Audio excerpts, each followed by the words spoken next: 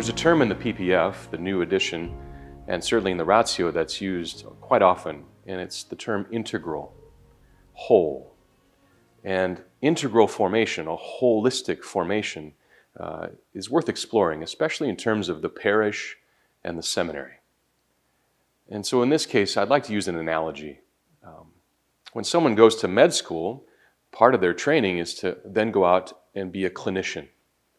And med school provides the knowledge which will allow them to be a clinician and do their rounds and practice.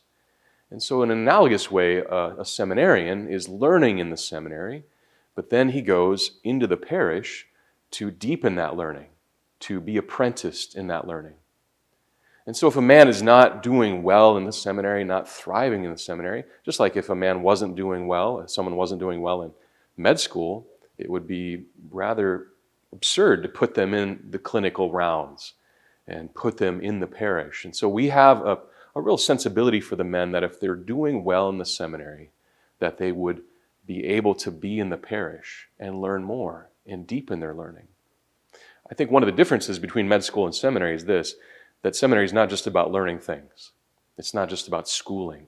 It's a real apprenticeship in relationships.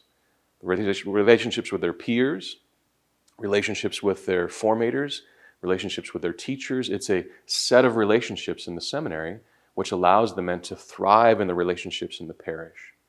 And so in that respect, if a man says, wow, I'm really good in the parish, but I struggle in the seminary, he's missing the point of the seminary.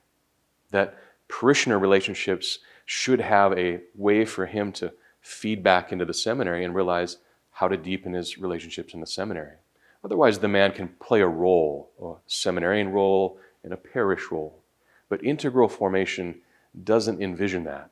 It envisions a man who's capable of being in relationship in the seminary and thriving, and then deepening what he's learning in the seminary in the parish. So the formation of the seminary gets transferred into the parish, both for the man and for the sake of the people.